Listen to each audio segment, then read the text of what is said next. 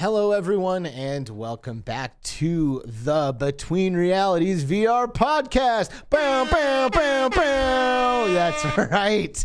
It's exciting and it's hype. It's Friday. We're live on YouTube, right? Yes, we are. My name is Alex. That's Skiva. Word. What's up, How's man? it going? How you doing? I'm doing good.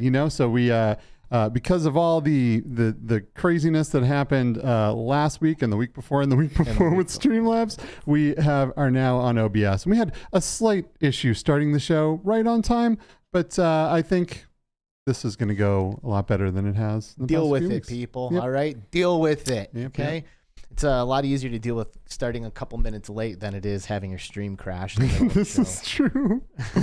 True that. Well, I'm excited. It's Friday. And I got to say, man, like, I guess you doubled the bit rate or something. I did. Dude, it looks so good.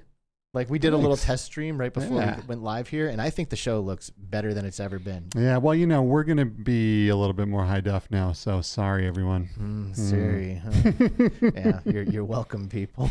And I can see even more of this glory that's happening here in the Between Reality ship. But good job, dude. Rebuilding our entire show in a new software thing. Yeah, absolutely. All your knobs and whistles and bells and all that all lined up and good to We'll go. find out throughout this show now, won't we? Yeah, I guess so. So we're live. I mentioned that already. But there's a chance that you're listening to this right now and it's not live. Yeah, this is true. Maybe you've caught us on uploadvr.com. After the fact, right? We are official Upload VR correspondents here at Between Realities. Or maybe you're catching it on one of your favorite podcast platforms, the audio version that Skiva diligently uploads every week. Right? iTunes, Spotify, Anchor, all the things. It's all there. Of them. But, all of them. Yep. But just saying, live on Fridays on YouTube, that's the place, right? That's where the magic happens. Well, and really what it comes down to, dude, is the magic is our chat. Like, we have... For real. The best people rolling through the live chat here for Between Realities every single week. And it's a pleasure and an honor to be here with all of you. VR with Jasmine is the first in my chat today. Oh, nice. And look, I'm even wearing my... Ooh. Let's see. There it is. Look at that shirt, That's a VR with Jasmine shirt. You can go over to Jazz's YouTube page and you can find a link over there to purchase one of these yourself. Go get it. Get it. Buy, consume. Diego Darko said that Jasmine beat him to it. Well, you got to be faster on the draw, bro. You want to be number one? You're going to have to be quicker than that. Surgical Gaming's in the house. What's up, dude? Hey, how's it going? Is that CreeperBetty PSVR? Hey, CreeperBetty, what's up? It's CreeperBetty. Thanks for being here. Paradise Decay says, yo, yo, yo. P. Diddy. He's here. Mash Daddy Cool also says, yo, yo, yo. One of my favorite VR What do you mean one of? Yeah, come on now. I mean one of. Your favorite VR show is on right now. Jeez. Mike Newton says, bring on the weekend. You're damn right, Mike Newton. Heck yeah, Mike. The Good homie. to see you. That's Q Creator, right? Yes, Q Creator. I didn't. I just on the last episode, I connected the dots. He's like, by the way, I'm Q Creator. Yeah, he messaged on Patreon and said and filled me in, and I was a little late seeing that, so sorry about that. Well, had your name doubled, but that's cool because you're double an awesome person. Yeah, so, I thought you were two amazing people. Now I only have one. I don't know if I'm happy or sad, right? It's like I had two fantastic community members, Q Creator and Mike Newton, and not so much anymore. But we love you, and we're happy to have you here with us. Yeah, and check down at the ticker on the bottom of the desk because we've had a few Patreons come on board lately, and we appreciate you guys so much. Seriously. Thank you so much. Seriously, it means the world to us. It allows us to do a lot more than we could without your contributions. Yes, for reals. Yeah. So you just keep signing up and we'll just keep doing this show and everybody is all happy, right? Ecoin to the Future says, good afternoon, groovy VR peoples. What's up? Ecoin, am I saying that right, dude? Ecoin to the Future? I think so. I'm going to go with that. Mobeast Gaming. Ayo. What's up, Mobeast Gaming? Andy's VR reviews in the house. Hey, Andy, how's it going? He's done with his work, and he's excited to be here for Between Realities time. Mobeast Gaming commenting on our song earlier, by the way. That is a official Between Realities jam. All right, we had that song commissioned, so it's the only place you can hear it. And if you want to name it, you're welcome to come up with a great title for it. Delirium Drew, Delirium VR. What's up, Em? How are you? Em is here picking up pizza. Let's freaking go. Oh yeah, send some over. We'll fly the ship over and grab some. We'll get some of that. Yep. Some of that pizza. Em. Jansen Fox in the house. Jansen. What's up, Jansen Fox? A little Chi-Town D up here. D, what's up? Thanks for helping us last Yes. night. Appreciate Chi-Town D. your help there. Helped us pull off some stuff while we were troubleshooting Backseat VR Developer. Mickey Burr, I think I said Mickey. What's up, Mickey? Gamertag VR's here. What's up, GT? GT, word. You're the homie, bro. We love you. Yes, we do. We want to hang out with you more. Yes. Chroma Snare, hey dude. Hey, Chroma. Chroma Snare's here. Florian, what's up? Florian Fahrenberger. Just literally the king of the Haptics Discord. You're the real deal, bro. Ryan Brandon's here. What's up, Ryan Brandon? Hey there. Thanks for popping in and saying hi. And that's gonna be it because Duggars K. Hey Duggars. Word up, Good to see Duggars. How's it going? Today we have someone from Polyarc Games joining us. We do. This is really exciting. That's awesome. It is awesome because you can basically ask anybody who has played Moss, and they're going to tell you how much of a premier VR experience Moss really is, especially in my opinion for a seated experience. Right? It's so iconic. It's literally iconic. Mm-hmm. So we're very, very happy to have someone from Polyarc Games here joining us today. Allow me to introduce Chris Alderson from Polyarc Games. What's up, Chris? How you doing, man? Hey, everybody. Glad to be here. All right. Thanks for joining, Chris. Thank you for joining us. I've also been digging the chat. I got to say, everyone seems very polite and very, very excited just to be a part of this. So everyone's polite. To you guys. Kudos to the chat.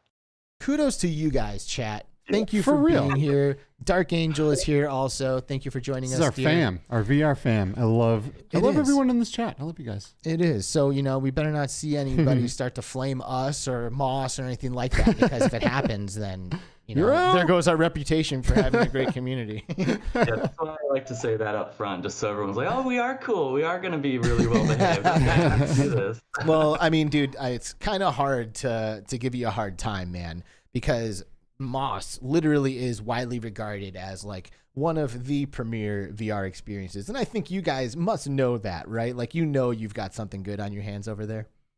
Yeah, I think we do some things right. Yeah, we are also we think we visually we do really well. I think we really put a lot of effort and a lot of care into the feel of our games, and really we're just trying to bring like an emotional experience, something that's a little bit different than what you normally play, something that's a little bit more somber, one that you can kind of like take your time and just engulf yourself in the space and enjoy your time with the characters within it. And I think that's probably the thing. I wouldn't say we're like better than anyone else. I just think what we do, I think we've gotten pretty good at, and I hope so, because we've been doing it for about 7 years now. Yeah. Yeah. So I have in my notes here co-founder and art director at Polyarc. Are those you carry both of those titles? Yes. Yeah. I was there at the very beginning. You guys might know some of us came from Bungie, and we were sort of an offshoot of that. And when a couple of my really good friends decided to leave Bungie and start pursuing VR, which is a very fresh concept at the time, at least VR as like, there's always been like VR in science fiction and like older versions of it, like the Virtua Boy. But now it's turning into a thing, and I just had to jump at that opportunity. And so one of the founders was Tam. He was an engineer, and the other one was a designer named Danny, and we needed an artist. And so they were like, hey, what do you want to do this? I was like, yeah, let's do it. It was very, very terrifying, but at the same time, it's been probably the most rewarding experience that I've gone through. At least it's pretty crazy how far we've come. We're a studio of like 35 people now, maybe 36. Nice. And and VR it's slowly getting adopted, but I don't see it slowing down anytime soon. And I got to say, a lot of those early fears are completely gone now. Well, that's good. I mean, I think everyone here knows. I started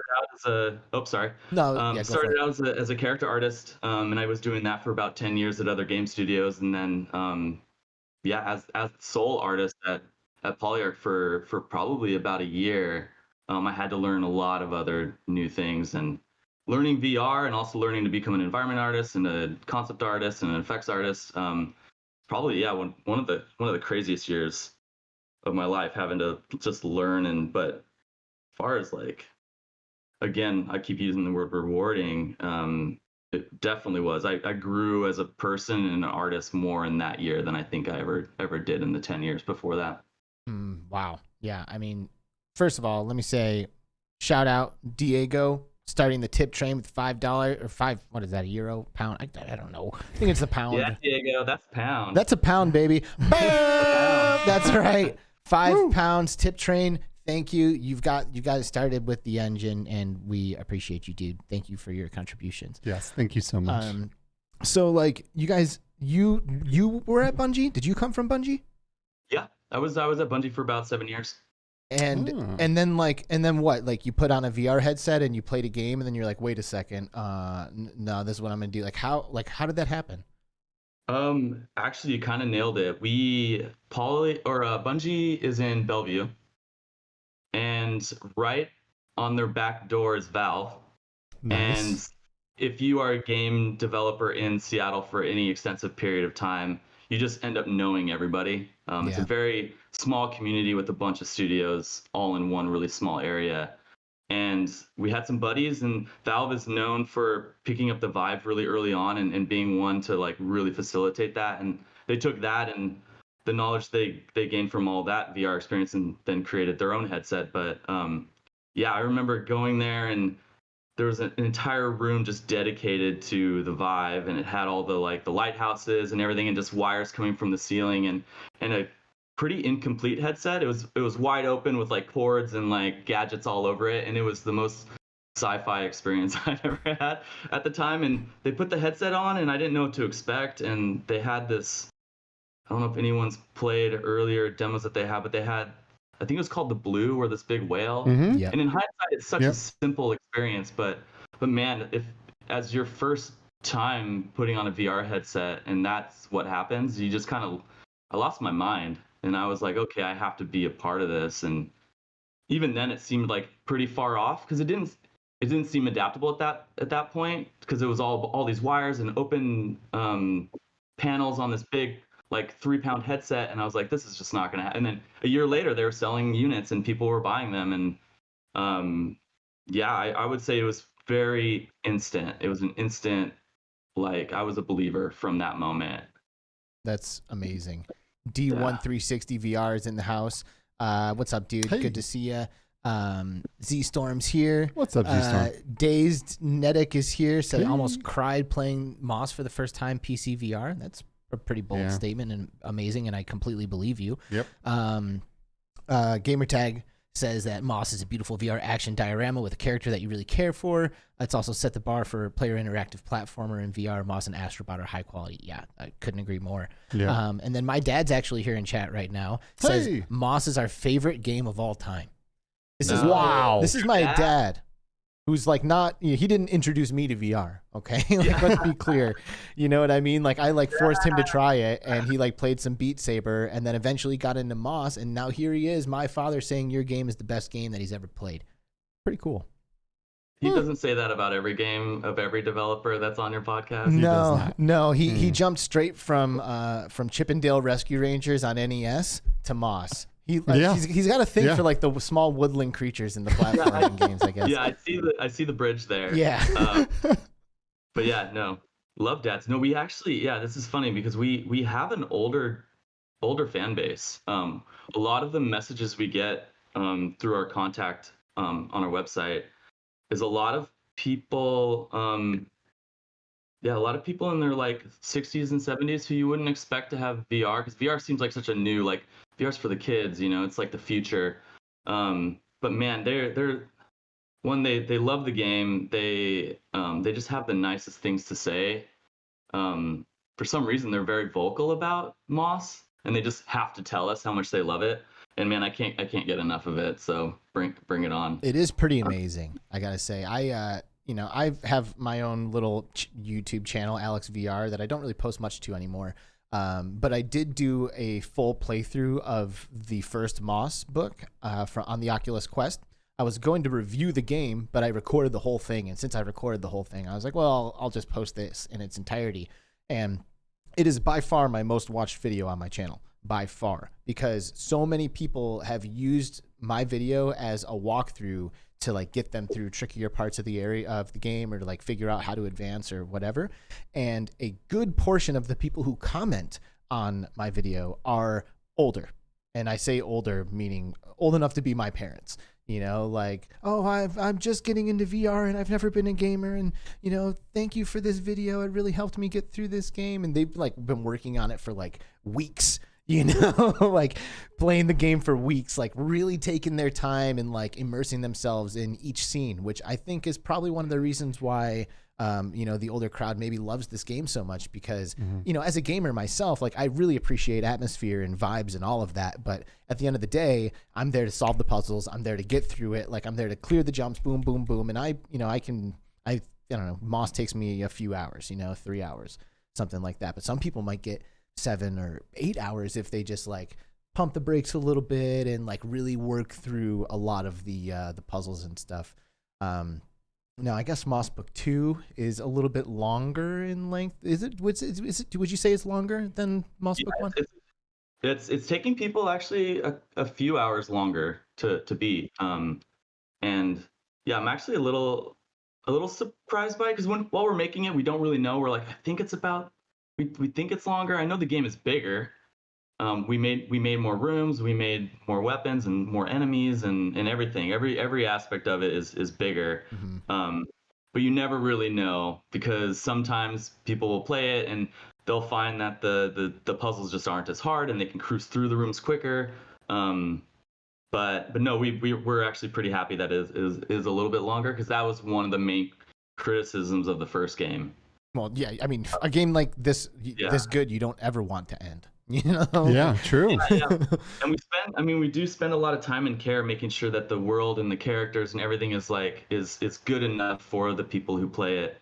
And so I think a lot of our polish level kind of takes over some of the like overall game length. So it's like we could add a few more rooms, but we also want to make sure that this experience is like one of the premier experiences that a small team can create. But I don't know, you might know this, but we actually refer people who get stuck and write to us to your video of your playthrough. It's like the most like succinct, like easy playthrough, and we timestamp them and send them off, and they look at it. So essentially, we're working together. We're coworkers. So I guess I can expect a name in the credits of one of these games at some point, right? Like, because because I don't know, if I'm like your community manager with my video. It's all it takes. Just it manages the community with that whole thing. Well, yeah, that's awesome. I think maybe Moss 3 will get you a special thanks. There we go. There we go. We had finished the game by the time I met you, but yes, yeah, you. Moss 3. Say no more. Not confirmed. Yeah, I also want to say that like I think at GDC when I met you, I managed to like spoil and reveal a bunch of stuff that I wasn't supposed to.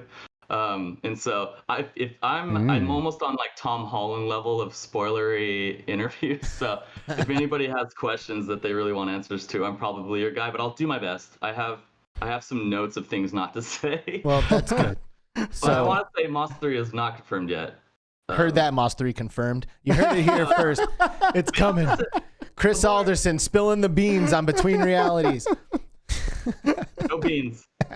No beans, okay. Taco Man. So before we get into book 2, which I definitely want to talk about, which I guess I'll just say this up front, I think is going to contain some spoilers when we get to it, because there's a few aspects of the game I would like to discuss.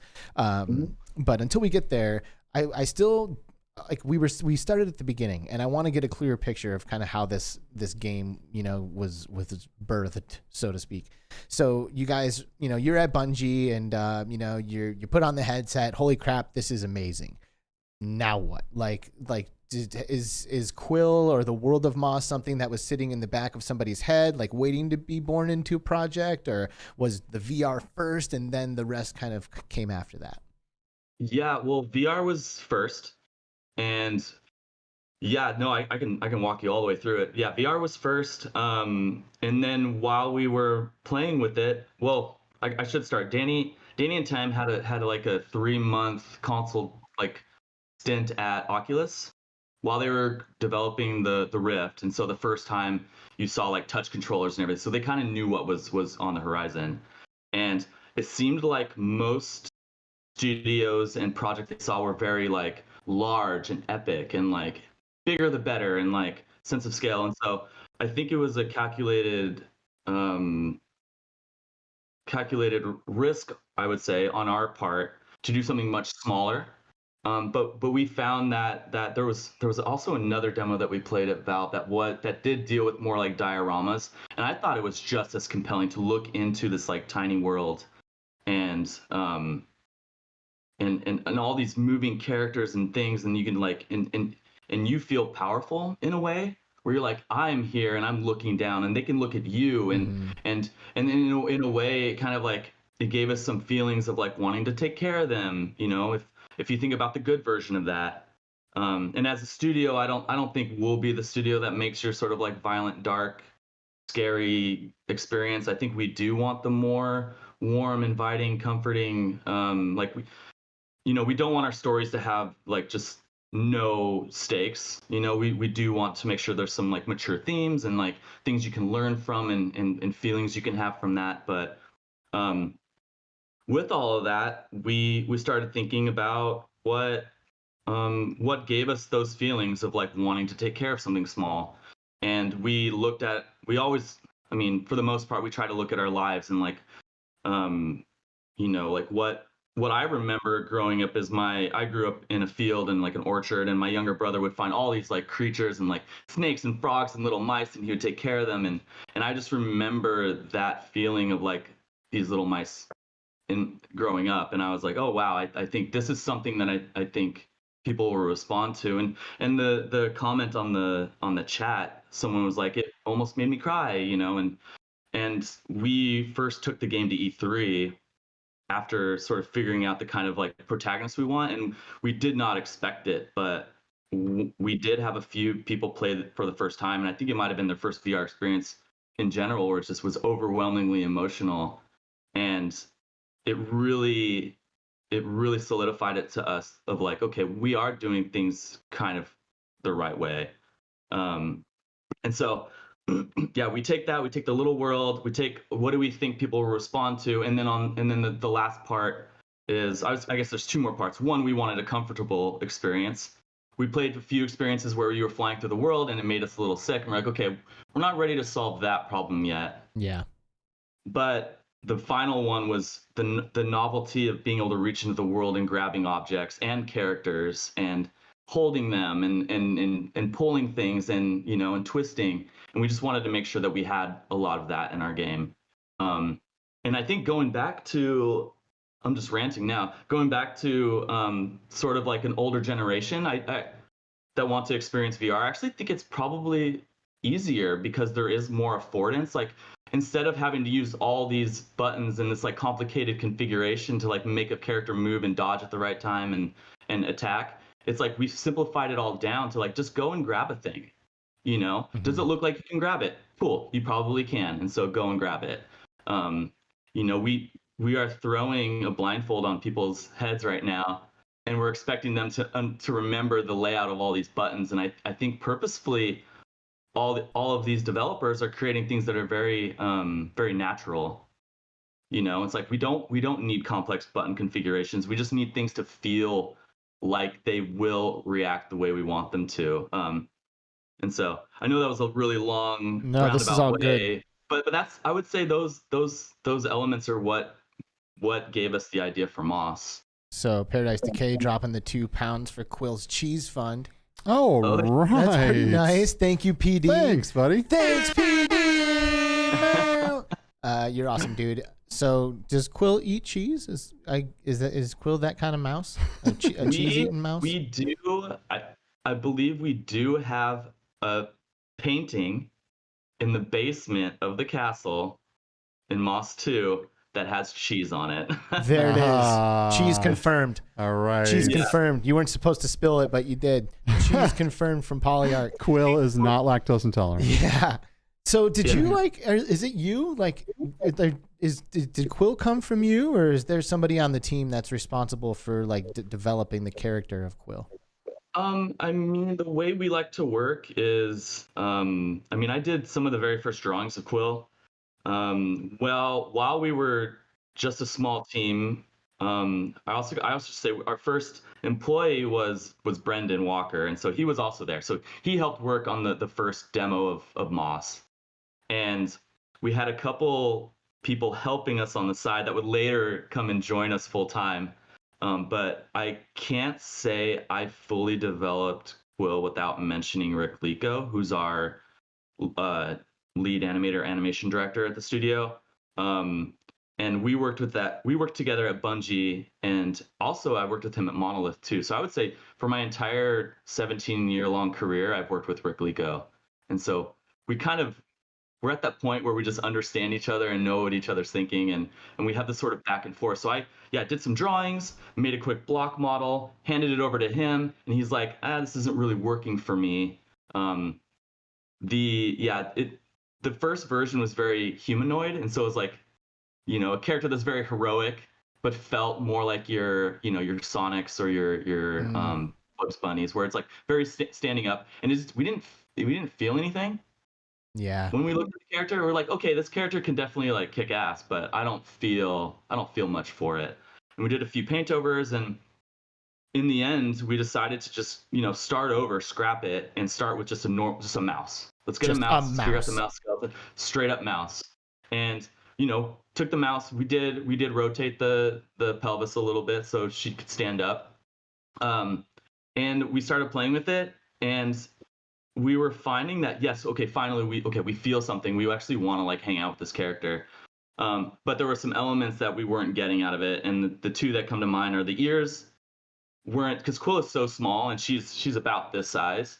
We weren't getting the emotion because like the face would be so small that we can't really get a lot anyway out of like the eyes and the nose and the mouth. We needed something to show, how's Quill feeling, and that's why the ears are so big. You could say that it's there's like that movie, I can't remember it. Shows you that I'm not copying it because I can't remember the name of it. Despero, where the ears are really large, and like it wasn't our intent to do that, but we needed emotion, so it's the ears and the tail really bring it out. It's like the ears like go down when she's sad, or like perk up when something cool is happening.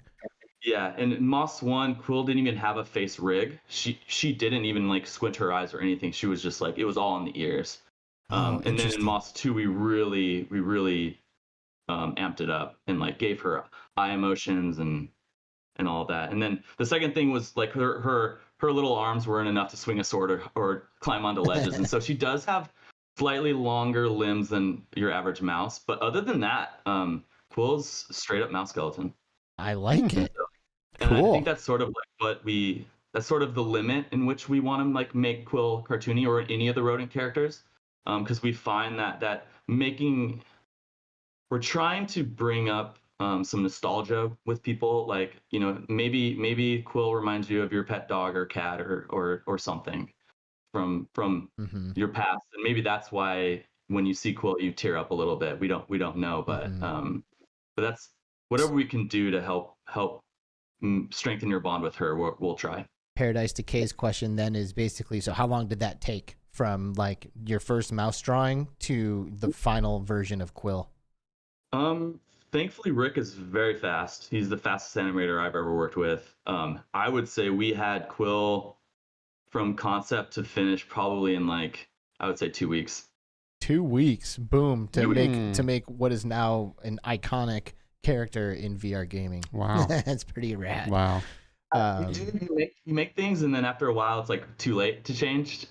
So it's like okay, I guess this is it, and we developed the rest of the style and everything, and hoping that she still fits. And we even found ways to make her gauntlet fit into the story, and so definitely I do was love art that gauntlet first when coming up with her story. CreeperBetty PSVR with the $5 super chat. Thank you, CreeperBetty. Saying thank you, Chris. Thanks for telling your story. Moss does pull the emotional strings for sure. I also love that you brought Toad back. Keep up the amazing work. Ooh. And then Soul BC right after. Soul BC with the $2. He said he's late, so here's $2. Boom. Hey, man, you early, late, it doesn't matter, bro. You just donate and we'll always be happy. Okay, so let's talk a little bit about Moss Book 2, because at this point it's been out on PSVR for a while, and it's coming to Quest 2 very soon, right? Yes. Next month. Next month. I want to say it's the 21st. We're gonna say it's the 21st of July. You hear that, Pops? You got until July 21st to kill the final boss of Moss Book 1, so you can move on to Moss Book 2 and see some of these exciting things that we're about to talk about. Potential spoiler alert here. Actually, this is definitely a spoiler alert because block your ears. There's something I want to talk about. September 16th is when it comes out. Oh, cool. Say that again. Oh no, so that was before. Hold on. Yeah, it's July. Moss Book. Sorry, I'm just doing some quick. You're just doing some quick right. Googling on my own game.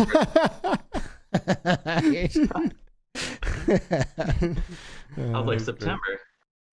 No, it's next month for sure. I think I saw it on a trailer there on our screen, July 20 something.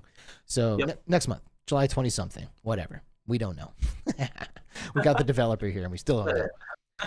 All right, so in Moss Book 2, this is a spoiler, okay? So if you've not played the game yet, you might not want to listen to this. I don't know, but I want to talk about it, and you've played it, right?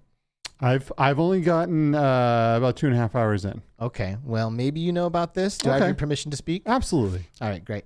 So I was pleasantly surprised by a few things in Moss Book 2, and for the record, I am definitely excited to play it again on another platform. PSVR is great for a lot of reasons, and it's not for some others. And I don't love how blurry the PSVR is. So I can't wait to play the game again on something that just has a bit of a higher resolution. Yeah. And I don't know if it'll be Quest or maybe a future PC release on Steam or something. I guess we can talk about that as well. But I want to talk about the game a little bit. There was a moment in this game when all of a sudden there's a new character introduced, and I am controlling a new character. Did you play that far? I did not. There's a new character that you can play as. Sorry for the spoiler. I tried to prevent this. Here it is. And I did not see that coming, and I thought it was really, really exciting. So we've been sitting here talking about Quill this whole time, but with Moss Book 2, you've actually expanded a little bit on your character roster, I guess. Do you want to talk a little bit about the character that you guys added to Moss Book 2? Yeah. Well, I mean, where do I start? One, we developed the story of Moss as a whole. The story that you've played up through Moss Book 2, we wanted to be just the first game. We didn't want the story to end in Moss 1 right when you enter the castle. But that was sort of like, okay, we have this amount of time, we have this amount of money. I think this is about as far as we can go before we need to release a game. We need to get it out. And so we ended up splitting that story into two. The owl was always supposed to be the main antagonist. And then we were stuck when we started Moss 2. We're like, okay, we don't want this entire game to just be in a castle. We're VR. We want you to experience all these different places, which we were able to do with Moss 1 because it was all about the journey.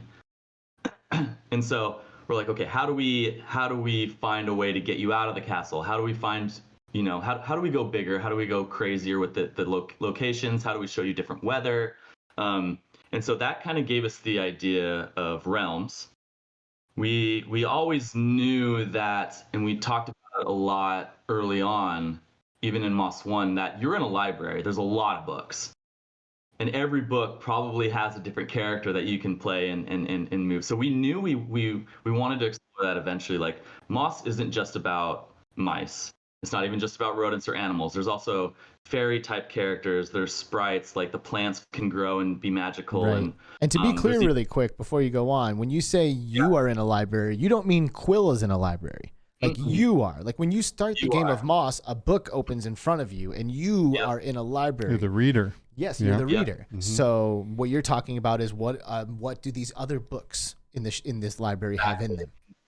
And we've always talked, there's thousands of them. And each book has a main character. And so we knew we wanted to explore it at some point, but it was an opportunity, I think, to, one, get you out of the castle and to explore different areas.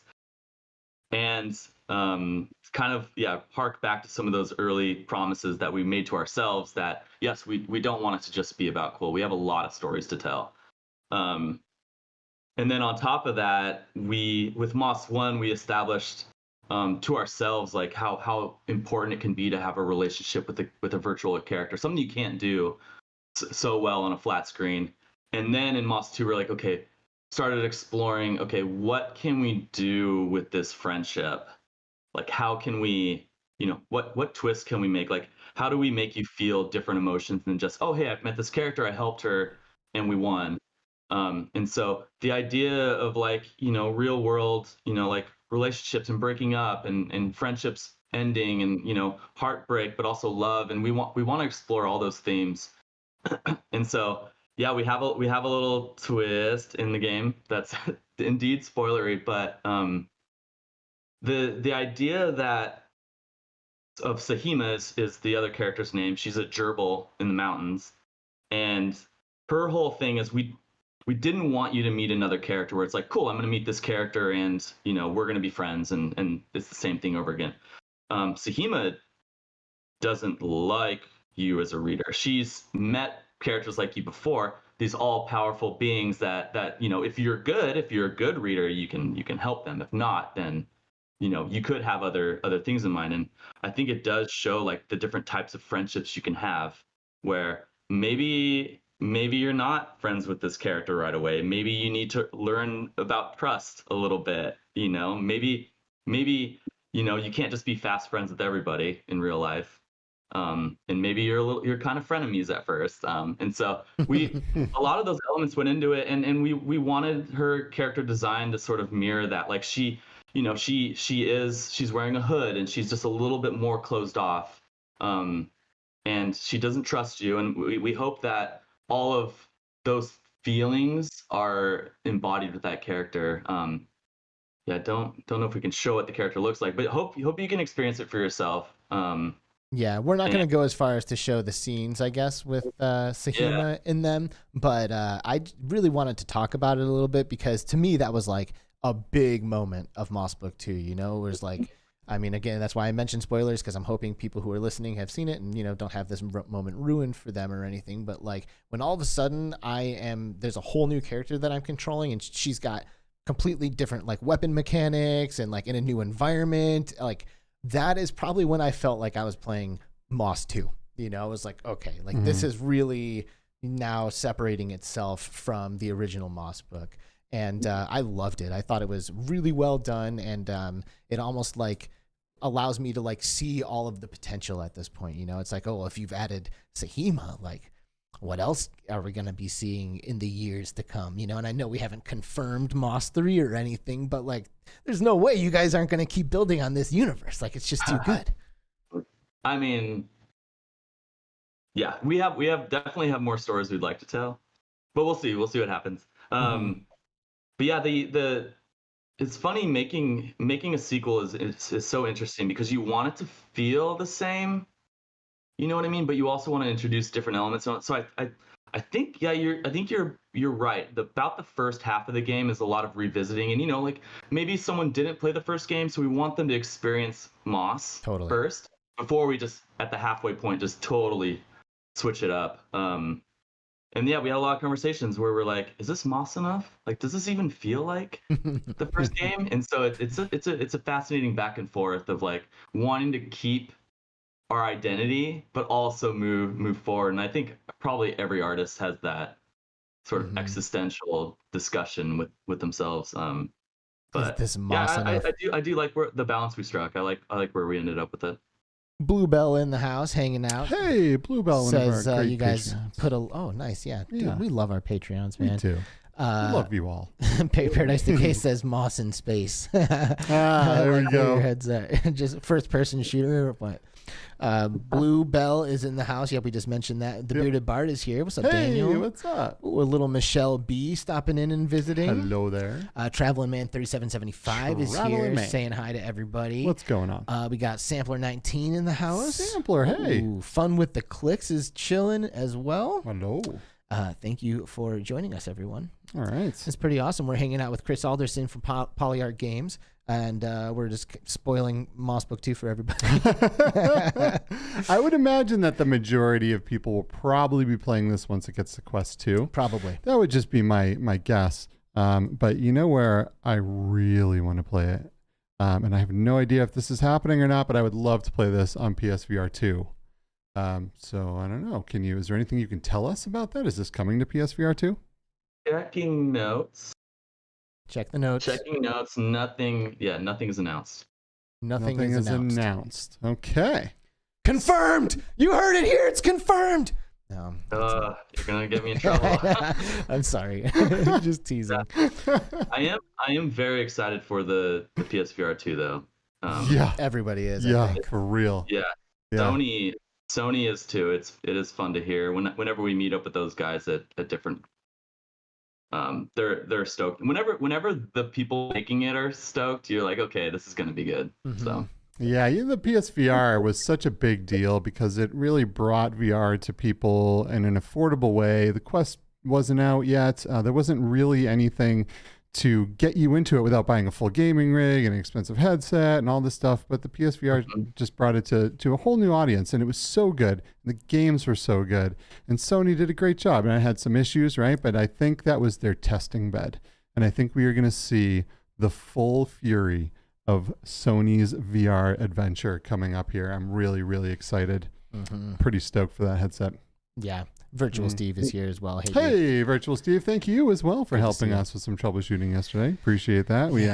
We got a bunch of friends to help us out yesterday with some issues. We've been doing this show called Backseat VR Developer on Upload VR's Go check it out. YouTube channel. Yeah. And we actually have an episode of this slated with Polyarc Games playing Moss Book 2. Oh, so nice. It's going to be pretty cool. That'll be on Upload, and we'll do a deeper dive into some of the development aspects of Moss Book 2 when we do that show, which will be fun. And that'll give people a glimpse as to what it looks like on Quest and stuff. What about like Steam, or PC VR? Is there anything that you can tell us about that? Nope. The notes say no. No, but we are, I'll give the answer. We're excited to bring it to all other platforms. That's a good answer. So really, we just want people to play our game. We spend so long on it trying to craft it and bring it to people, and so it's whatever headset you have, we're really hoping that you'll be able to experience the game. We appreciate that. The first game we brought it to pretty much everything that was available at the time. Nice. Which we appreciate. Yeah. I played it on a couple different platforms, and it was good on everything I played it on. So, very good game. So we're kind of like talking about PSVR 2, saying, oh man, this is going to be awesome, and we've played Moss Book 1 on a lot of different platforms. You've been here, I guess, for a long time. You've been in the VR space for a long time, and you've been watching this grow. And I think when Moss first launched, it was like one of the one of the best looking and most approachable things. I mean, frankly, it was even before my time, so I can't really speak to it. But there's been a lot that's happened in VR, even in the few years that I've been involved now. What are your general thoughts? I know you mentioned that you don't think it's going to be slowing down anytime soon, right? But a lot of us imagine VR as the next big thing, something that's going to be mainstream and that everybody's going to be doing. What are your general thoughts on the VR industry? Are you as optimistic as some of us are, being in it for so long? Where do you think things are going?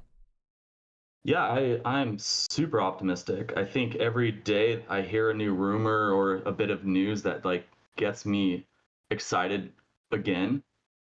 Even today, someone on our Slack posted about Apple potentially releasing something in January, VR related. I'm just every day I'm oh my God, please do it, and Facebook or Meta, Meta had released a video last week where I think Mark Zuckerberg was talking about some of their newest technology, and that got me really excited. And then showing the final prototype of that new headset that's just so streamlined and is more form-fitting. The minute you can just take a pair of sunglasses and throw it on and just have an experience is I don't think that far away.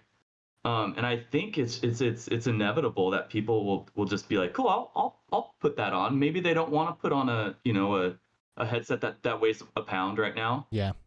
And put that on, and it feels like it's a lot to take on and put. It's definitely, God, it's probably like the 5 years that headsets have actually been on the market, 5.5, 6. Mm-hmm.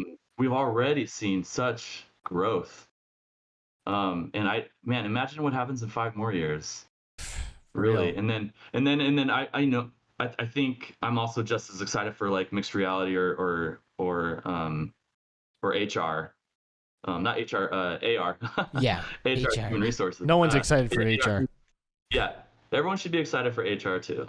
Yeah, no, AR, I mean, we haven't done a lot of messing around with it, but man, just think of the possibilities of everything you can do. And I think of a lot of like professional functionality for that, like all the surgeons out there, like learning how to perform surgery with AR glasses on. I'm just like, oh my God, yeah, it's a no-brainer. Mm-hmm. And so I am so excited. I can't even contain it. I don't even know what's gonna happen next, but all I see is that things are constantly changing. Things are getting more comfortable, less expensive, lightweight. I feel like we are in a kind of a weird spot right now in the XR industry. Rudel Zavedno is here. What's up, Rudel? Good to see you. What's up? Sadly, it's Bradley dropping into the chat. Bradley? Really about to kind of enforce my sentiment that I'm about to make here. He says bricks must die. And I feel that, I feel that. What he's saying, obviously, is that we put bricks on our face. We can't be doing that when we want to have an immersive experience, right? And we just went to AWE, which had a very strong emphasis on its AR, and I've been going to conventions for a few years now and haven't really had any AR experiences or AR demos that got me excited about the future of AR. I'd so much rather put a headset on and have this like immersive, totally awesome, visually exciting experience. Mm-hmm. And then we went to AWE and tried some stuff. And the Magic Leap 2 specifically really got me excited. Like, it is so good. Like, the visuals are awesome. They have expanded greatly on the field of view available for AR. And then they turned on the dimming feature, which like basically turns to black all of the images that aren't virtual. And it's almost like you're in VR with a pair of AR glasses. That's always been one of the biggest problems in AR, minus like field of view and stuff, right? Is how do you do black, right? Because everything, it's very hard to do a non-color. Right, yeah, we're gonna put a black light on. Right, exactly. So it was really me and Alex's jaw just hit the floor when that happened. When they turned down the rest of the room, and it pretty much turned the Magic Leap 2 into a VR headset, which was super wild. So you got to try that. We always thought it would be like a shield, right? That would have to come down. We saw that too. We did see that in another headset as well. Yeah. Wow. It's very rad, cool. Man. And it's like it's almost get better. It's only going to get better. Yeah. Yes. We're not going backwards. Right. Well, and so think about what you're seeing for the future. It's only going to get better and better and better. And it's enough for me to wonder if VR is going to actually stay, because AR can A, do both, and B, like, it's just like, it's all about the form factor it'll too. Just merge. It will merge. Yeah, it'll be the same thing. An XR device. Right? You won't, I guess maybe you could still have a VR or an AR, but I feel like a mesh of both. I feel like they're going to the same spot. A mesh of both. Yeah, like, I don't know, like they're going to like culminate, bam, and it's going to be the perfect blend of both. And it's going to be great. Yeah, it is. So all the realities. The AR stuff has me excited, and this is why I said that I feel like we're in a weird spot right now, because with that meta video that they put out with Zuckerberg, like manhandling all of these prototypes, those are obviously still very much VR headsets. They are. And look at this one, by the way, because this is where things get. This is supposedly the lightest and smallest VR headset on the planet. The Cambria. No, this isn't the Cambria. This is I can't remember what the code name was for this, but this is just another headset that they made with all of the different technologies that they've been working on and all of these different prototypes kind of all smushed into one, right? And this is nowhere near any kind of a it consumer. Does look small. It does, but this isn't this won't be available like anytime soon, so don't get too excited. But the thing is, these companies are working on this right now. They have prototypes in their hands. They're figuring out all of these problems, and Facebook is using Meta is using all of this money from all the data they've mined from us, right, to kind of bring us this technology and figure out the problems that are holding all of this technology back. So it's being worked on, and we're getting there. And like Chris was saying, we're not going to go backwards. Everything is going to continue to go forwards until one day maybe we just push a button on our temple and there we are. Space Denizen in the chat. Good to see you, Space Denizen. Hey, what's up, buddy? Void Citizen. Heck yeah. Cosmos the legend. Resident. Good to see you, buddy. So, by the way, any reservations? I mean, you don't have to answer this, but any reservations about Meta and their involvement in the VR space, Chris, or are you basically pro Meta? I just wrapped up work on the Quest 2 for Moss Book 2. I gotta say the experience is all done. And it was probably the easiest landing for a game that I've made. And so I love the hardware. I can speak to that. Yeah. You're talking about the PSVR 2 or PSVR version of Moss 2 being a little bit blurry. Like, it is going to be so clear on this headset. So I'm excited for you to check it out and then let me know what you think. And I think it will be one of the best looking games on the platform. Nice. And I gotta say, yeah, I'm pro Meta. I'm pro Meta Quest. I think what they've done to bring VR to a more mainstream audience, like the investment they've made, is only helping us as VR studios and developers. And so without these companies spending a lot of money and trying to get this hardware into the hands of players everywhere, I wouldn't exist, or at least our studio wouldn't exist. So I think we do owe them quite a bit for their involvement. And the people we work with are great. And so I hope they keep making awesome stuff. Because I know they're all in, and so that makes me want to be all in with them. Mm-hmm. Well, that's good. That's good to know. Mm-hmm. Mm-hmm. So, we've been talking about games, like VR as a gaming platform, VR as a recreational tool. And you mentioned you can see VR, use case applications for like work or training and stuff like that too. But what, in your opinion, is like the ultimate potential of this technology? Like, what is this really pushing us towards? That is an interesting question, which I think, depending on who you are, will give you, because a lot of my answers, if I think about them too long and hard, get kind of scary. Yeah, that's what we're here for. What I'm a sucker for, especially right now, is building relationships in VR, like creating characters that people love and want to hang out with. As a character artist that has worked on AAA titles on the screen, nothing has ever gotten me more excited than when people have like met Quill. Hands down, that is like the best experience. As a character artist, to have someone not only be able to say like, that character looks cool, I want to shoot guns with this character.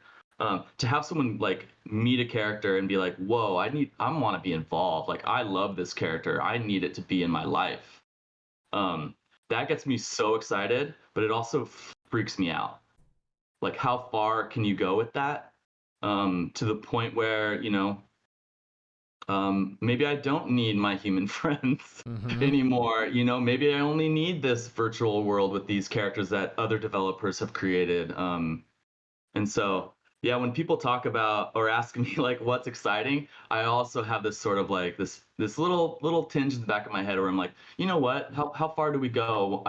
I do want, to make sure that the characters we make are ones that mean well, that do good things for humanity. And so, yeah, I guess it'll be interesting if you ask me that question in like 2 or 3 more years. Like, what is it now? Like, what have we created? What have other developers created? That gets me excited. I like this answer I mean, we can go in a lot of directions with that. It's interesting to me because, you know, VR, the thing that I think separates, and I think we all think this, that separates VR from playing a flat screen game or watching a movie or whatever, is this like feeling of presence and immersion and like connection to the experience. You know, like you're very much in it when you have a VR headset on, but that's not required for people to feel what you're talking about right now. You know, like I think it helps in Moss, right? Because A, it's a VR game, so you're only doing it in VR, and B, you're sharing space with the characters, so I think that contributes to that feeling of connection that you're having. But you know, something that is happening in like, I don't know, like Japan and stuff, are like dudes who have never had a girlfriend in their whole life, and then they decide, oh, I'm gonna have a virtual girlfriend now, and they have like a hologram projection of some anime female, and like that's their girlfriend now, you know, and like they maintain relationships with digital beings even without VR.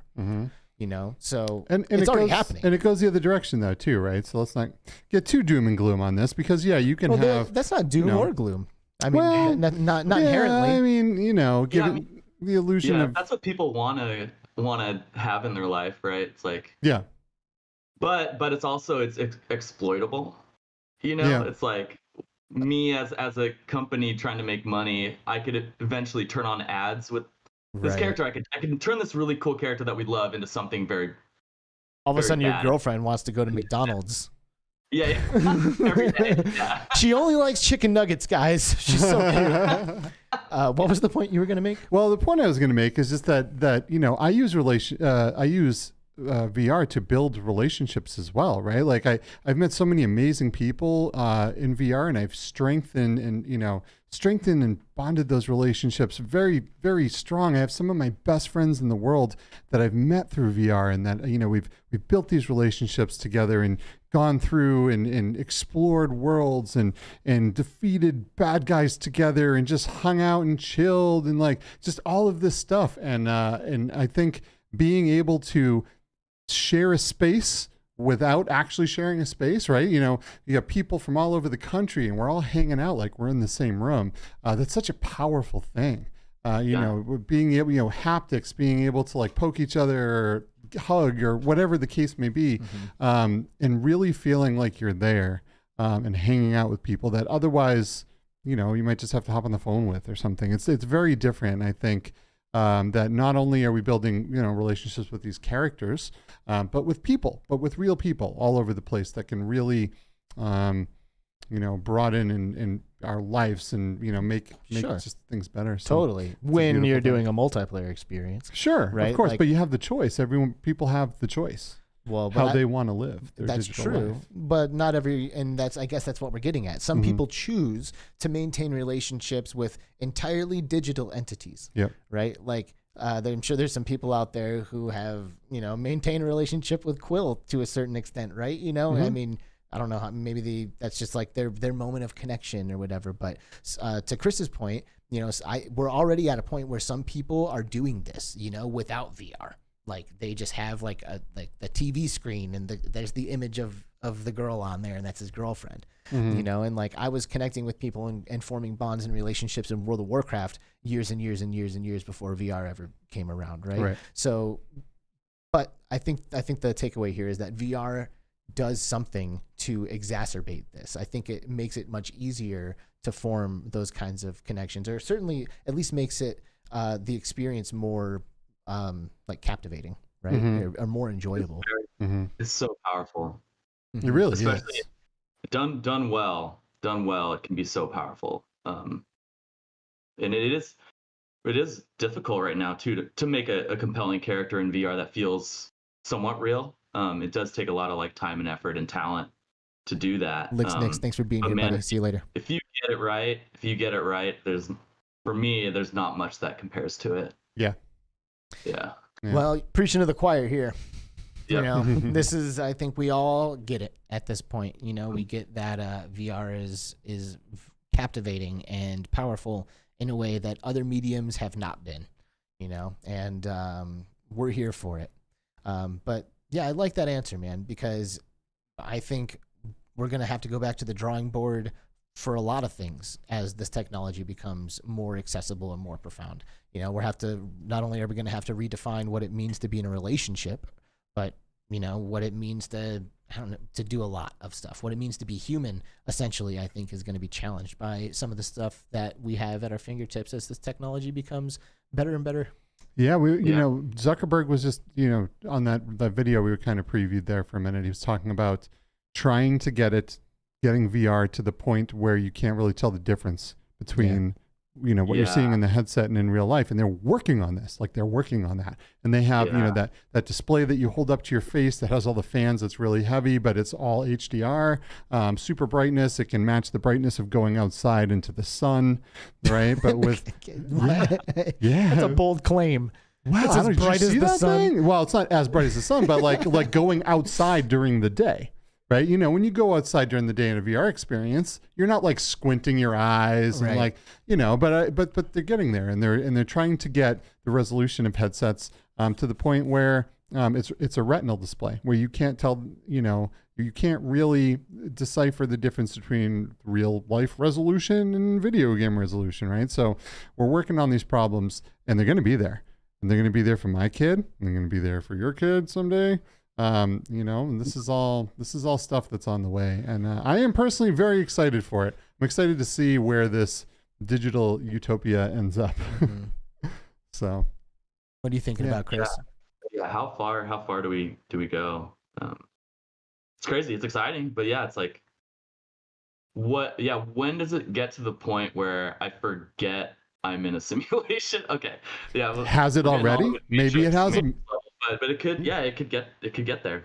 Or it has already. You forget you're in one, and then you just keep going, and then you start to simulate stuff inside of your simulation. Yeah, you make yourself. Sounds very familiar. Yeah, interesting. Yeah, it is. It's pretty cool. You know, what's funny is like I don't know. Maybe I'm like a dreamer, but like all of this really does seem inevitable to me. You know, it just seems completely inevitable to me that one day we will be able to choose the reality that we're existing in. Period. Like, I don't care how we get there, like what tool we're using to accomplish that. I can just see that happening one day. We're like, do I like this reality? No, I'm going to switch into a different one right now. And then you do, for all intents and purposes, switch into a new reality. That to me sounds like an inevitability. But what is not inevitable is whether or not I'll see it, right? Like, I'm wondering like how long it takes actually for some of this stuff to like reach the next like crazy, like mind-blowing level, you know, whereas like right now I can still wrap my head around what's happening. I can say, oh no, there's a flashing light in front of my eyes that's going so fast and it's moving in real time with my head, and I'm feeling these haptics and the audio is coming in and it's like I can wrap my head around how that works to a certain extent, but I can imagine some future iteration of this thing just completely melting our brains and like switching everything over. And I just wonder, like, how long does this actually take? Well, technological evolution doesn't stop. So there'll never be a point where it's just done. Right. Yeah, we're going up and up and up. So, you know, the question is how long until it gets to a point where it's good enough that you feel that way. Will we see it, I guess is my question. I mean, I already feel like I'm there to a degree, right? I hang out almost every day in Neos with my friends, and I go to these wild places, and we hang out and we do all these things together, and for all intents and purposes, we have chosen another reality during those times, right? So, you know, to a certain point, we're there already. There's so many people that live in VR chat, people, you know, having relationships and getting married in there. We're there. We're just at the beginning stages of it, but we're already there in my mind. So eventually, you know, we will get to the point maybe that we forget that we can take that headset off. You know, right? Or like a BCI that like really does it, you know, like, are we going to be able to see anything like that? Like, Chris, are you expecting to see a BCI that like changes your reality in your lifetime? What's BCI? Like a brain computer interface, you know, like something that like takes over your brain and puts whatever it wants in it. I don't have an answer to that one. I feel like it's going to happen. If we think about the trajectory we're on, when Valve has been working on it, you know, Valve has a lot of companies are working on it, and we will get there, but I don't think we'll see a BCI that can intercept our visual cortex and, you know, and be able to write to our brain in a really meaningful way to replace reality within our lifetime. Maybe our kids will see it, maybe not, maybe their kids, right? That's a pretty serious thing. We don't know everything about how the brain works, how the human body works yet. So we're still even in the medical dark ages, right? So we will get there, but I don't know that it'll be during our life. Medical, man, if this is the medical dark ages, what do you call like the Renaissance? Like that was pre-medical. That was you got sick, now you're dead. Sorry. Back in the death ages. Right, the death ages. When everyone was dead. Exactly. Yeah. Well, we'll get there. But yeah, it's gonna take a minute. Well, it's fun to dream about anyway. It is. We know, so we're kind of getting a little bit close here to the end of our broadcast, right? Mm-hmm. But I want to just bounce the ball back into Chris's court one more time. You know, we've talked about Moss and Moss Book 2, and we talked about Polyarc to a certain extent, but is there anything that's like kind of important about what you guys have been working on, or something that's like clutch to mention about Moss that's maybe misunderstood that we haven't gotten around to yet? You know, anything that we can get to before we start to wrap it up? That's a big question. No pressure. Can't talk about future facing projects. I can talk about Moss 2 on the Quest 2. I just want to reiterate that I think it's gonna look so good. We keep seeing reviews from the first game for the Quest, and people talk about how good it looks, and I think Moss 2 is going to really blow people away. And as a studio, as someone who's head of the art in the studio, I think that's where we always want to be. We always want to be one of the best looking games. And so if people feel like we're there, we'd love to hear it. If people are like, no, this doesn't look good enough, please tell me why. Because we really just want our games to feel immersive, and we want people to love them. I only had one moment in Moss Book 1 when I jumped when Quill jumped onto the raft, and the water like didn't like ripple and move. It was just like it was like a blanket, you know? And that was the moment in Moss Book 1 where I was like, this looked better on PlayStation. And that was like a slightly immersion breaking moment. The water for Moss 1, we got dinged on a lot. So I won't even like hide that fact. Yeah. the comment that keeps coming up, and it's like, man, if only the water looked good. I will confirm that the water for Moss Book 2 on the Quest 2 should meet your standards. Again, I want to hear from you. Play it. Let me know what you think, and you tell me if it's good enough. I will. I will. Yeah, I think it's got sheen on it. Ooh. I think it's gonna look really good. Yeah, I think Moss 1 on the Quest, I don't even know if we turned on any sort of like specularity or like roughness on the material. So everything was very flat. And so it was just the raw color of the water without any reflection from the sky. Yeah. So I think it was all gray. So a couple people in our chat are asking about Moss, like figures or plushes or like something. Like how can they buy them? They have open wallets. You know, are you guys ever going to make those things purchasable for people, or something that's purchasable for people? So we have. Can you guys see this? We have this Can one. we see this? Yeah, we see it. It's amazing.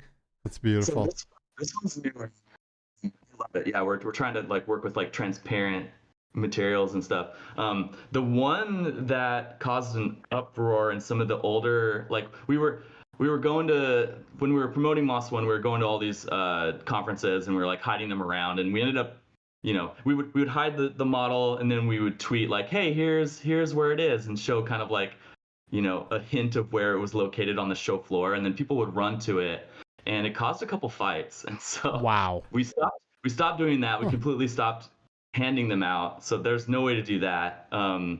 But we are working on plans to sell that old statue. Cool. That would be great. I would definitely get one. Nothing is final. Sadly, the thing that's slowing the process down is the factory that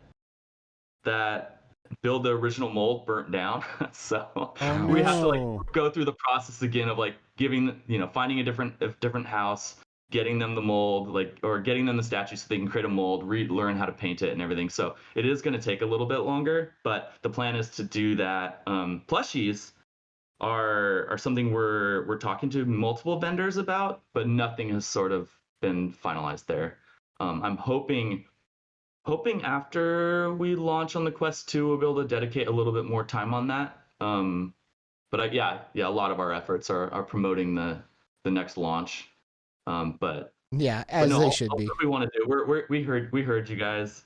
We're trying as fast as possible. So They're trying. Yeah, I mean, I remember I've spoken with Lincoln about the figures and stuff before, and he told me that like each figure is like more money than you would realize. yeah, like they're not cheap. I don't think we plan on making any money off of it. I think it's more just like people want it. If we can break even on it, I think we're happy. So That's nice. But yeah, we got to find a way to, what price are people willing to pay, and then how expensive is it to build it? And so, Well, if it's the price that I think it will be, it's not going to be cheap. So, you know, just keep that in mind, people. If these things go up for sale, you might have to really pay for it. Yeah, if you don't mass produce things like this, it's not really super affordable. But hey, I would love to have a Quill figure up on my shelf with some of my other stuff. That has to happen. Yeah, that'd be great. It has to happen. I hope that does happen. And that's it. And that's I think this is going to bring it full circle for us, because that's the power of the character that you guys made, and it's a little silly, but I really do think that is like the magic of Moss, is the ability to connect and I guess love the character that you're controlling. Like I love Mario, but to be completely honest, the only reason is because he's in the games that I love.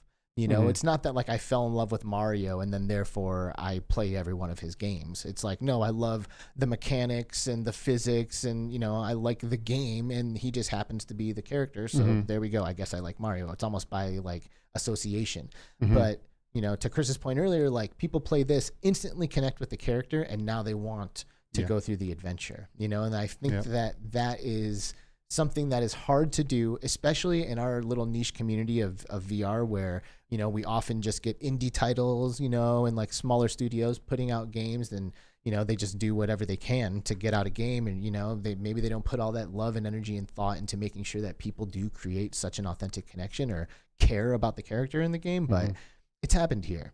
And, I think anybody who plays Moss absolutely knows what we're talking about. And if you haven't played Moss, this is obviously your sign to go and play it. So, kudos to you, Chris, and the team over at Polyarc Games. I don't know how many more times we need to say it, but you made a good game. So thank you so much.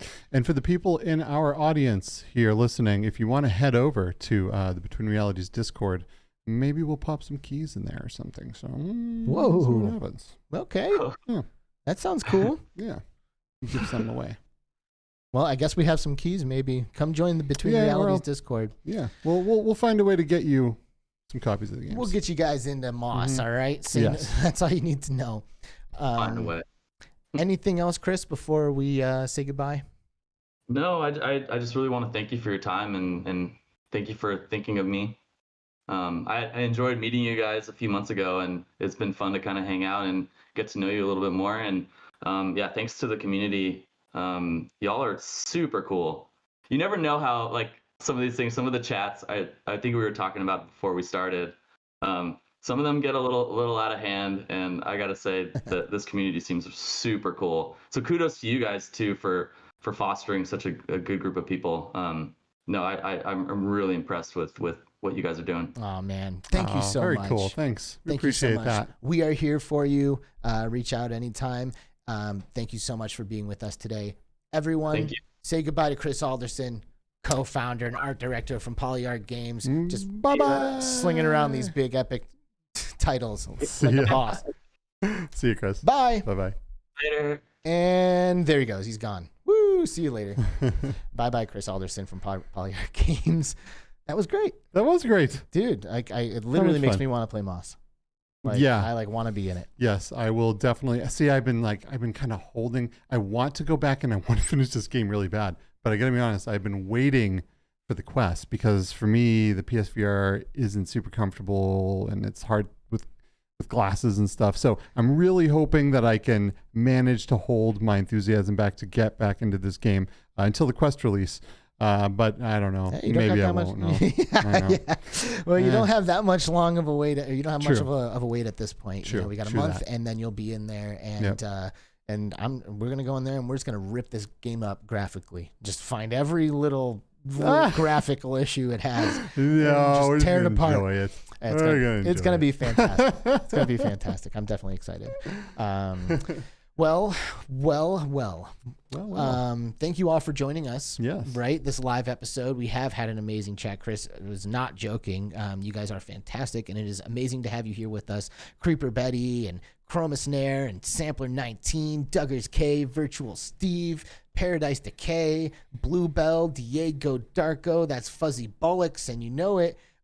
We've got eCoin to the Future and Traveling Man and Rudel and sadly it's Bradley and GT and GT and Michelle B and Lix Nix was here earlier. He said goodbye when he dipped out. And Mo Beast Gaming and Space Denizen and Wow. and Chroma Snare and all of you. We love you. You know, Thank Chris you. isn't joking, man. We do have just the best community. It is The great. best. You guys are great. Freaking love you guys. Extra shout out to the new Yeah. Patreons. We know we've had a bunch of extra Heck yeah. Patreons, and we're gonna I don't know. Let us know if we can give back anyway to our Patreons, Yes, thank you. other than the rewards that you get. Oh, by and signing up. Traveling Man with that last minute donation. Thank you so much. Kudos to the chat. You are all awesome. Thanks, Traveling Man. Good Yeah. looking out. What are we doing next week? Next week we have Sly Lee of Emerge, and Emerge is a haptic technology that you put your hands over and it makes you feel stuff on your hands. But so this is cool technology, and we get to meet and hang out with Sly, and he's actually a pretty cool guy, and we really felt like we could have some really good conversations. You know, we might get into some more philosophical topics next Yeah. week. So let's see where this goes. But I Yeah. think it's gonna be fun. Yeah, my boy Sly's been down the rabbit hole, just like your boy Alex and just like your boy Skeever. So we all have some perspective, and Yes. the Emerge thing is pretty crazy. They're using sound waves to create haptics on your hands as you float your hands over. I don't know. You guys will tune in next week Yeah. to see what's going on with Emerge with the creator of Emerge, Sly Lee. Mhm. Anything else? I don't think so. I mean, I guess that's it. I don't want it to end. It'll be a whole nother week until we get to see all of these fine little Right? avatars in our chat. I know. What about like a gaming session tonight or tomorrow? This is possible. Are you yeah. playing tonight? You gaming tonight? I'm going to pick up my kid here. That sounds like a very negative, soon. Ghost Rider. Yeah. Not gaming We will tonight, see. but I'm trying to. So if you guys want to play some games, hit me up in the Discord. I'd love to get into something tonight. Hey man, great job with OBS. You know, Thanks. it worked. Thanks. The- Yeah. the stream, we did it. The All whole right. thing. Woohoo. I love it. Good job. All right, everybody. Bye. See you next All week. right. Adios, everyone. See ya.